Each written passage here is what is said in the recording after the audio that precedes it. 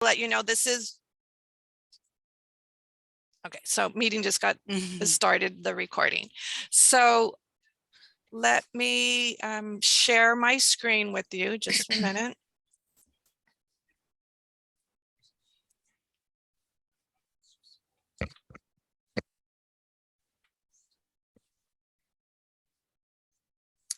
Can you all see the screen with the PowerPoint? Not yet. Not yet? No.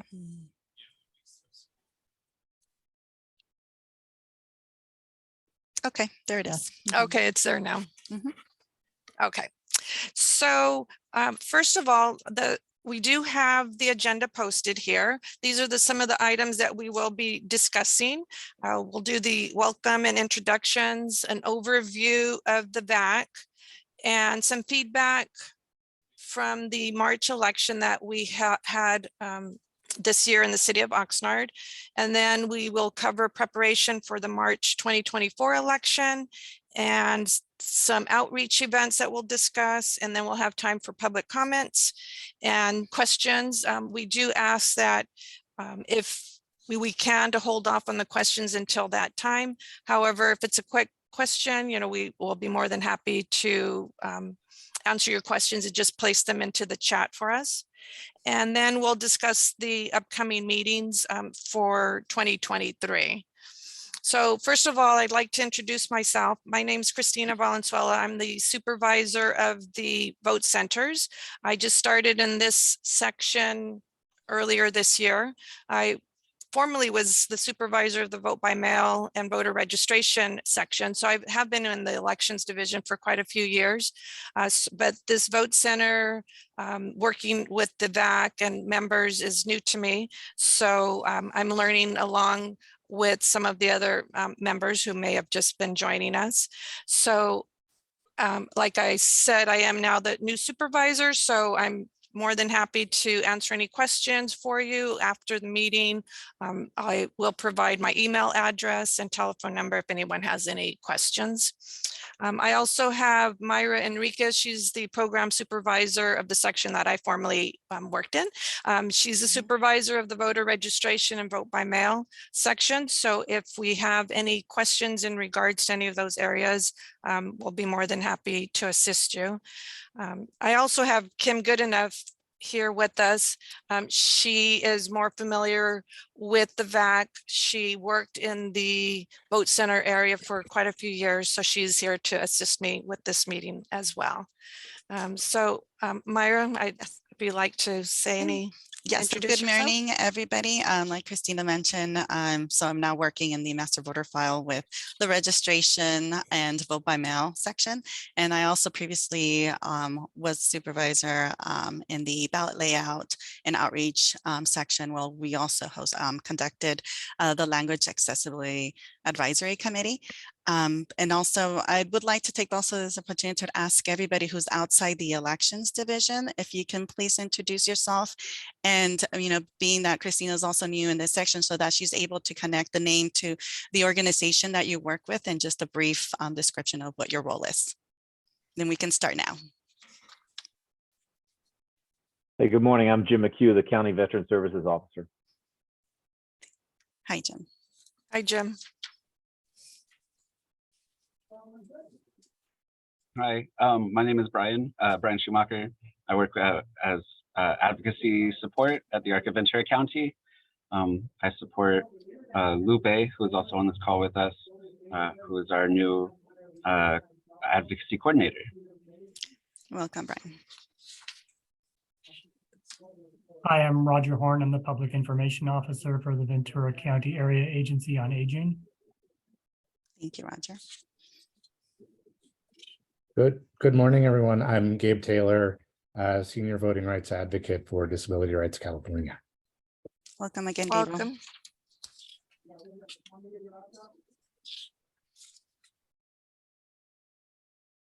Hi, my name is Lupe. I'm from the Arc of Ventura County, and I'm the advocacy coordinator.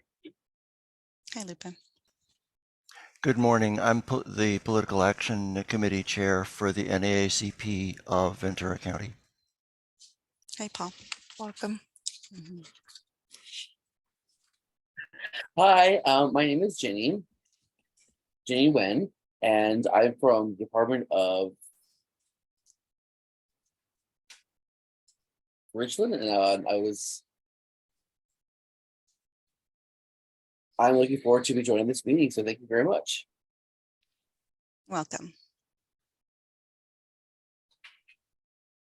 And we also have Brian, the interpreter. So thank you, Brian. Oh, thank you so much. Okay, I'm not sure if anyone else is missing. Christina, you can take back the meeting.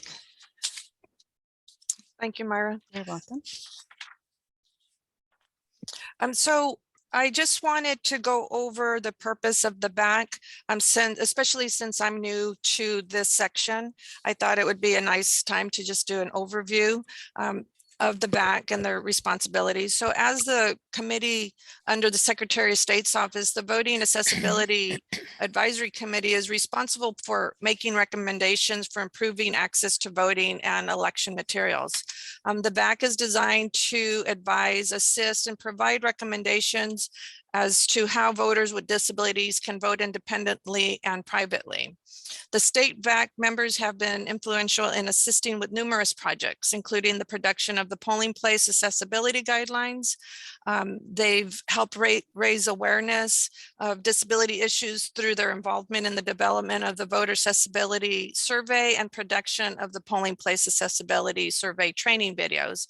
So I know that our office and Secretary of State's office is working towards improving and helping improve some of the vote centers and providing information to the voters with disabilities.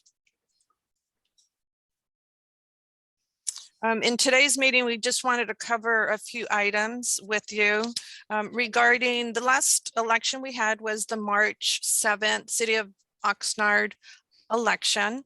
I believe the last meeting that we held with the committee was in December of last year, and they discussed that we were having this election. It was only in the District 6 of the City of Oxnard, so it was the registration was only a little over 12,000 voters. For this election, it was a very low turnout. We had 1,530 voters actually vote in this election, and approximately 63 voters voted in person at the vote center. We did have the vote center that we used was the Embrace Church. It was not an ideal location. However, we did learn from that. We were able to provide all the accommodations for the voters with disabilities, and we were able to keep notes and perhaps not use that location in future elections. We did find that we were able to use the different A-frames signs to notify voters of the curbside voting. We also instructed staff regarding the assisted let me just go back one little step. I believe in the last meeting, we discussed the forms that we complete at the vote centers when we make notations of how many voters came in to be assisted.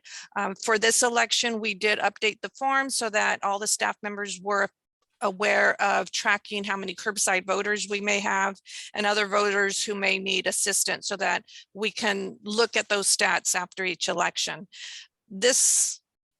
The Oxnard election, like I mentioned, was a very low turnout. We had 63 voters, so we did not have any voters who required any kind of assistance. We had no curbside voters for this election.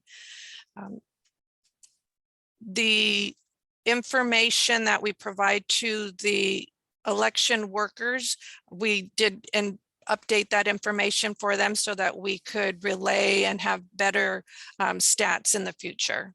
So with each election, even though it's a small turnout, we learn from each one. So the next election that we are going to be working on is the March presidential election. That's going to be held on March 5th of 2024. So of course, that'll be a much larger scale and information and vote centers that we have to get ready and survey. For the March primary election, we just want to make it aware to the committee members, the community, everyone, that it is a modified closed primary election. So for the presidential contest. So we just want to explain a little bit and get the word out that voters who are registered with a non-part or are not registered with the party, basically they're registered as no party preference, or they may have been registered under a minor party that's not a qualified party, like Republican, Democrat, American Independent. People who are registered as a no party preference are still able to vote in a presidential primary. We're going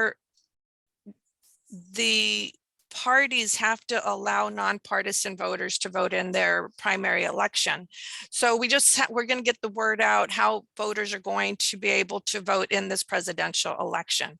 If you're registered as in a certain party, then of course you can vote in that party primary. For contests other than a presidential primary, the House of Representatives, the Senate, other contests, those are in a top 2 candidate open primary. So it doesn't matter what political party the registered voters are in, it's the top two of the same party can go to the general election. So in a primary, anybody who wins in that election will be in the runoff election in November of 2024. So we may feel that the primary election is a long ways away, but actually the end of this year, we are going to start with candidate filings. Candidates are going to start coming in to run for office. There's a nomination periods. So it really does get started at the end of this year. So there's a lot of work involved for the primary election. So we're getting started on that now. We have this year, we're also going to be updating and reviewing our training procedures and manuals for the vote centers. So after every election, we take input from the public, from these meetings on how to improve the meeting. So that is something that we're starting to work on this year to prepare for the primary election. We are also, let's see. We are also going to be working on surveying the vote center locations for accessibility. I have never gone through that process, but we've been reviewing the information and training manuals that was provided to us from Secretary of State's office in collaboration with California County elections officials and the Department of Rehab. So we do have, and also presented by Disabilities Access Services from the Department of Rehab. So we've already started to reach out to the vote centers to see who might be available to help us. We do have 51 vote centers, and we've received responses from about 13 or 14 of the locations that we used in November of 22. It doesn't mean that we're actually going to use all of them, because we do have to look at the accommodations, accessibility, and see if they're a good fit for the upcoming elections. But at least we do have the word out for those facilities to contact us and let us know if they're going to be available.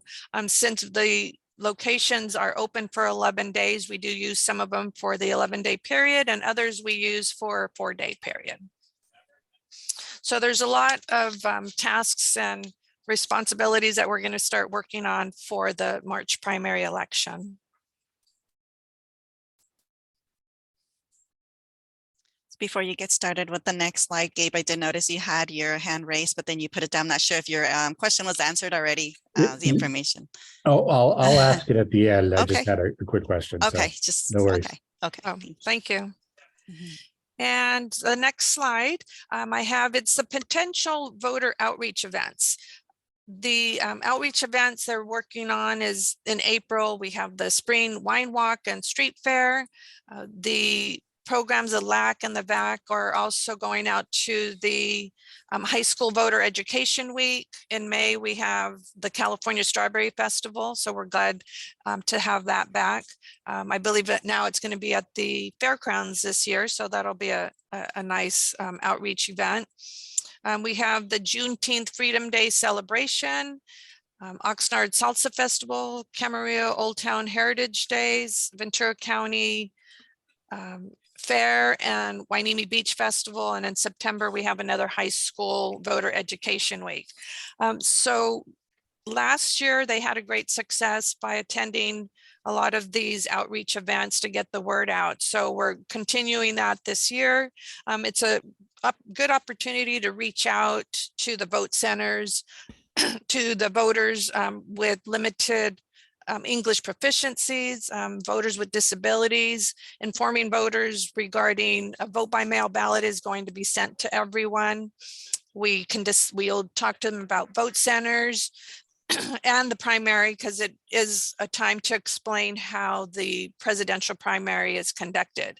So we ask our VAC members, our LAC members, to reach out to us when you see us at these locations and just let us know, what's important to you, changes that any suggestions that you may have.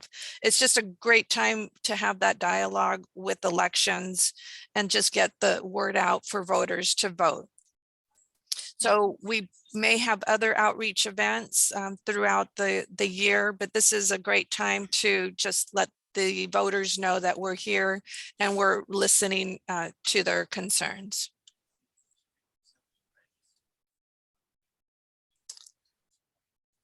We have, next we have questions and answers. I did have a couple items that I wanted to discuss during the questions and answers, and then we'll be more than happy to answer any of your questions. I just wanted to make aware that we are reviewing our website. So the VAC website, Voters with Disabilities, we have been reviewing them, making some changes, corrections, adding some items there to make it easier to find information. So it is a work in progress. So we have improved it somewhat, but we're still working on that. I did listen into the last meeting that you had, and I recall that someone mentioned that it would be nice if we had some infographics. And at the meeting, I believe Kim had asked for samples for one of the staff or committee members to help us and send some diagrams or graphics to us. So we haven't received any. So if anyone has some graphics that we can use, we'd really appreciate that. And then we can incorporate that into our training or on the website or whatnot. So if any of you have any suggestions or information that you can send to us, I greatly appreciate that. I also, Christina, Gabe has a question. okay. Hi, Gabe. Well, more of a comment. I just wanted to say thank you for sort of revamping the VAC section. It's really helpful not only to have sort of background information about what the VAC is, what its purpose is, but also having the list of upcoming meetings, the dates for those is really, really great. Because if we, as existing VAC members, if we talk to anybody or do any outreach to organizations where folks might be interested in attending these meetings, it's great to be able to direct them to that information and the dates and times and everything. So thank you for doing that. Oh, great. Thank you. So like we said, it is a work in progress. So hopefully we'll have some nice added features on there. I had a couple other items on just follow up from the last meeting. One of the members mentioned that the regional district office could be a possibility for a vote center. I wasn't sure where or which regional district office they were discussing. If someone has that information, they can send that to us so that we could review that location for a vote center. Does anyone recall or know which regional district office they were discussing in that last meeting as a place for a vote center? If my memory is correct, I think that might have been a suggestion from Sandra, who I don't think is at the meeting today, but Oh, okay. but you might follow up with her because I think she was the one who recommended that location. Okay, Sandra. Okay. And then one other item that was discussed in the last meeting was regarding the RAVBM instructions. I believe Mr. Burke or one of the other committee members mentioned that when they went to drop off their RAVBM ballot, that the workers at the vote centers was not familiar. They were looking for the signature, and we ask, and then we tell the voters that in their instructions to just place that signature page inside the envelope. So we did cover that information with our workers. We're going to make that add that to our training procedures as well. So we just wanted to let you know that we did make note of that, and we will be looking at the instructions also that's provided to the voters when they request an RAVBM ballot. And let me just go back one step. RAVBM is the remote access ballot that voters can request instead of using the paper ballot. And I think that's all I have for now. Does anybody have some questions or that they'd like to ask? David has a question. Sorry, I just I don't remember, I don't recall, maybe you had it up at some point, but there was a demonstration video of the RAVBM process and how that works. If you don't have like a recent one, DRC we did a video just demonstrating what the process looks like for people. I can forward you the link to the video if you want to include it on this section, just so folks can have sort of a better understanding of the step-by-step process of what it looks like and what it involves. We do have, since I have been reviewing the website, we do have the video on there. I'm not sure if it's an older one, and I believe it was from the DSL group. I'm not 100% on the title of who provided that information. We do have that on the website under the Voters with Disabilities page, and I believe it's also on the VAAC page. So like I said, we were just working on it, I'm certain that it's already on those pages, but we can look to see if there's something more updated that we can check out as well. Because I was looking on the VAAC page, and it's not on the VAAC page. The summary of RAVBM is, and with the links to the applications, but the video itself is actually not on that page. Okay, thank you for letting me know. I was probably working on it, but we didn't get that on there. So the VAAC page does not have it. Okay. Yeah, so. Video. We'll make sure we get that on that page as well. Great, thank you. Christina, Paul also has his hand raised. Okay, Paul. Christina, I want to welcome you to your new position, and really good to meet you and see you're digging into it. And I want to second Gabe's thanks for the work on the website. It's always a work in progress, and improvements are always really helpful. And thanks for helping the staff at the vote center understand about RAVBMs. I don't know that it mattered in this one, but it'll presumably be part of the process in the future. Yes. On the March election, one concern I had was that the webcams for the processing office were no longer available. And they were originally set up for COVID, and not just for COVID, but for access to watch what's going on by people who have compromised immune systems or work with compromised immune systems. Linda's parents both have compromised immune systems, so I try not to go out. And then again, for people who have contagious diseases themselves, plus people who have trouble getting around. Those cameras are really, really helpful. And I hope you'll put the thought through of having those come back for the next election.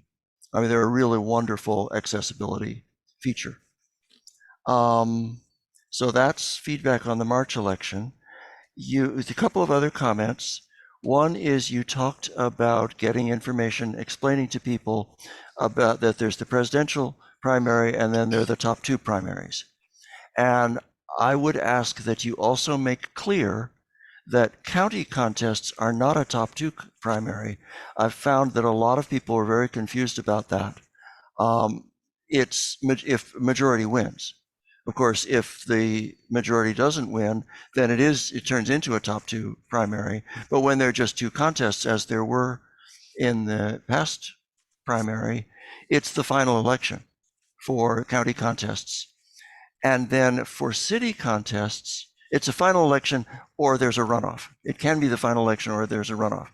And then for city contests, like this one just now, it was not a primary because city contests, it's just first past the post, whoever wins. I mean, you know that, but I haven't found that explained on the Secretary of State's site or the county site or even the League of Women Voters site. I'll put a link in the chat where we explain it on our site, but your site could explain that and help a lot more people understand what's going on there. Thanks. Oh, I'm sorry. And there's one other thing. When you're thinking of accessibility of the vote centers, I understand that there are legal requirements, and that's absolutely needs to happen. There's also, think about, I mean, they need to be accessible to wheelchairs. Absolutely. I think I put the wrong link in the chat there. Let me try again here. Does that work? Okay, there, the NAACP political action site. Think of it not just for wheelchair access, but for people in walkers. For example, Camarillo Library is a pretty good site. It's a reasonable distance for a walker to go from the parking for people with disabilities to the room because the room is fairly close. And I just would like you to keep that in mind because very often there are distances that are there's a lot of distance between a parking place and the room that you're dealing with. And as long as there are no steps, it would be legally accessible and it's fine for a strong person rolling a wheelchair. But for someone in a walker, the distances could be really important. So that's just something to ask you to keep in mind. There's a lot of people who need that. Thanks. Great, thank you. Thank you, Paul. So like you were mentioning regarding the information that we provide regarding the presidential primary, the top 2. So we'll make a note about that as well, because it is different, like you said, for county offices. The top 2 is really, they call it the voter nominated offices. Voter nominated offices would be US Congress, state offices. So that's where the top 2 primary comes into play. For those contests, then they would have the runoff in November. Like you mentioned, if it's a county office, it would be majority, like Paul explained. So that is something that we need to educate and something that we could provide at our outreach events as well. So thank you, Paul, for that. Okay. We have next is Jeannie, who has her hand raised, and after that we have Gabe.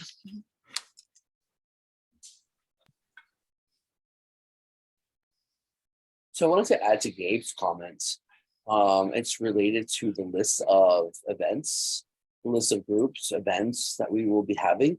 And I thought of a high school education voter events for that week. I thought, I was wondering if we wanted to add more visual items, more voter items, pamphlets, manuals, things that they could see, things that they could drop off.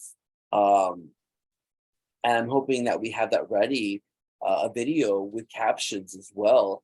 And if maybe we could go to the high school with a deaf and hard of hearing program and maybe talk with a group there, because they probably have no idea about the voting process. People with the deaf community, for the presidential elections, for the primaries, for the runoffs. So maybe we can add information, any visual items for deaf and hard of hearing students at the high school who are going to be 18 years old next year, who will be able to vote. I thought that would be cool if we could add something, a video of some sort with captions, and support, you know, for the deaf and hard of hearing community, the young voters who will be voting next year. Yes, of course. Thank you for that information. Myra was involved in the high school education program, so she may have some input on that. Yes, I think, Jenny, that is a great idea. I think that I'll definitely pass this information to the outreach section, because it's true.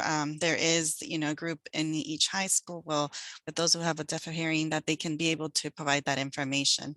And yes, there are packets that are dropped off and they distribute information to all students, but I'll mention about having, you know, perhaps maybe reaching out to you. Is it okay, Jenny, to give them the section your contact information in case you something that you may want to coordinate? Or I can even go as well. I could go to Rio Hondo, the deaf program. There's a deaf program there, and we could drop off information there.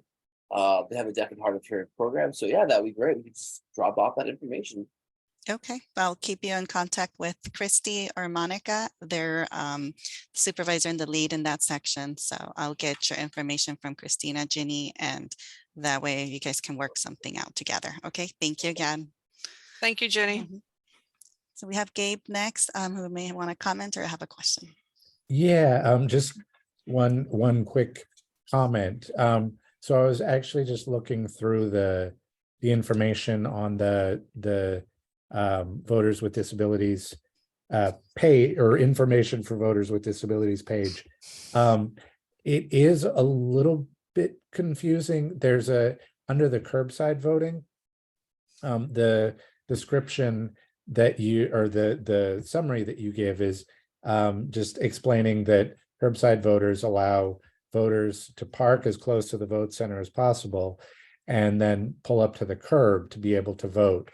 And then it goes into explanation saying certain vote center locations that are not handicap accessible will have a sign posted out with a phone number. That's a little bit confusing because under the requirement of the Voters' Choice Act, all vote center locations should be accessible.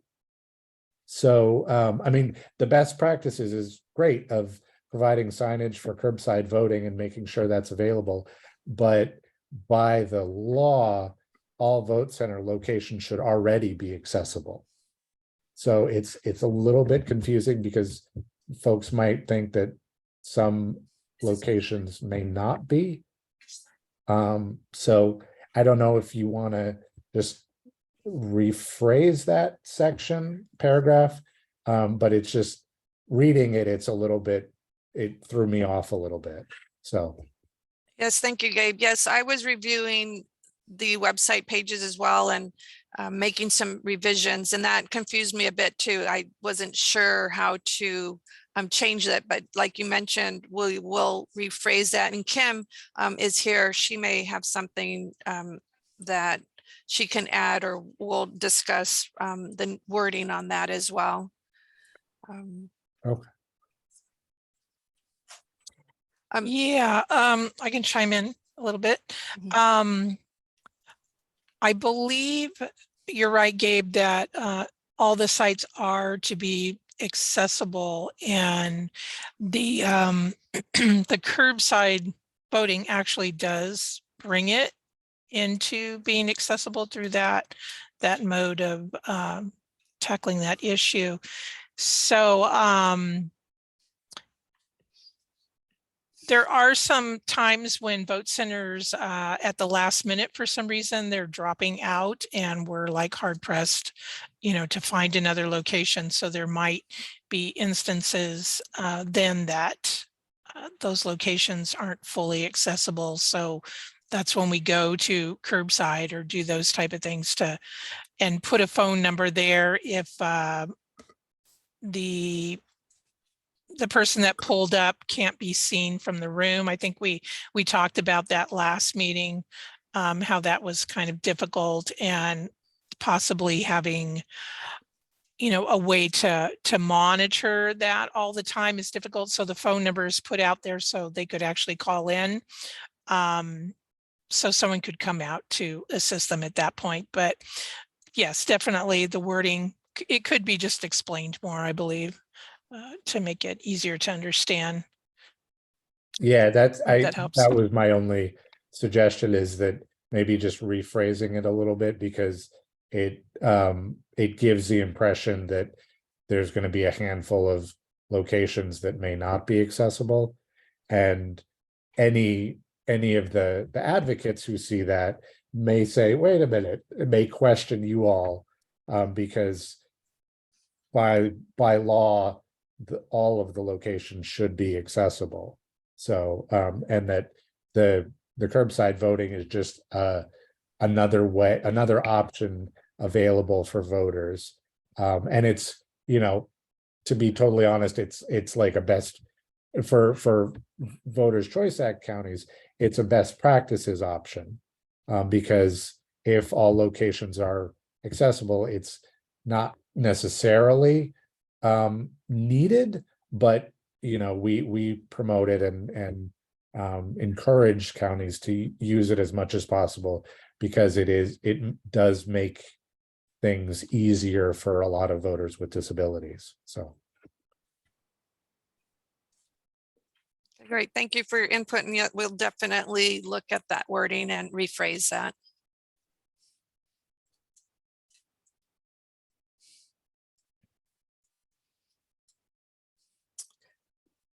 Does the committee have any topics that we can discuss in the next meeting? Do they have any suggestions on some discussions that is needed? I do. Just a brief suggestion for the following meeting. I was thinking that it would be nice if we still use Zoom. It would be nice to see caption accessibility for the next meeting if you're still using Zoom, so I can keep up. For me, I can follow a lot more with captions and an interpreter. That would be a lot beneficial for me to have that feature available, the caption feature, for the next meeting. That's my only suggestion. Is that captions featured through the Zoom program? Yes. Okay. Thank you, Jenny. You're welcome. I also had one suggestion that I think I brought up maybe after our last meeting, or recently. I sent an email, I think, to Irma, and I know she may not be as involved with the VAAC meetings right as of now, but to have, if she's available, maybe to have Michelle attend one of the upcoming VAAC meetings, just because since Mark retired and she came in, it would be nice just for folks to be able to have sort of a face to the name and be able to connect with her and kind of you know, raise any questions with her, or just sort of get a sense of who she is. Yes, Gabe. One, just to start off with, Irma is still involved in the VAAC program. She's just out of the office for a couple of weeks, and so she was unable to attend today's meeting. And we received your request for Michelle, and we did reach out to her. Unfortunately, it did not work out with her schedule today. She had another meeting scheduled, but she is aware of that, the invitation, and we will be sending her the agenda. So it just depends on her schedule. And she will be reviewing our recording today as well, and getting some feedback. So she will hear from you, but we'll extend that invitation to her again, and see if her schedule works out. Yeah, great. Absolutely no pressure. I just thought, you know, at a future meeting at some point soon, it would be great to just so folks can kind of get introduced to her, and she can tell us a little bit about her background and sort of her focus. So that was all, but thank you so much. Thank you, Gabe. Okay, so our next meeting that we're going to be having is Tuesday, June 6th. Then we have a meeting on September 6th and a meeting on December 5th for this year. So we do look forward to seeing you all again in June. We also have a meeting coming up on April 13th. It's regarding the Voters' Choice Act. It's the Renewal County Election Administration Plan. We will be having the public consultation meeting for VAAC. We went through this process last year, and it's a requirement for us to renew prior to the 2024 election. So we will be reaching out to you again regarding the April 13th meeting for this renewal plan. Would it be possible, Christina, if maybe ahead of the meeting, if you all could maybe send everyone the link or the most recent version of the EAP, the approved EAP, just so folks can have a chance to review it and maybe provide additional suggestions? Okay, I'll go ahead and pass that on. That would be good. Great, thank you. And that's all we have. If we have no more, any other questions, I'd like to thank everyone for attending today's meeting.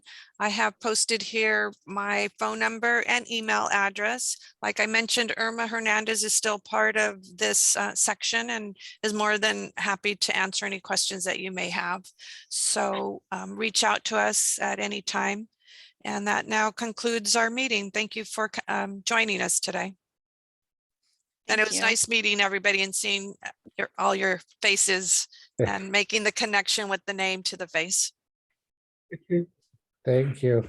Thank you. Have a good day. Thank you.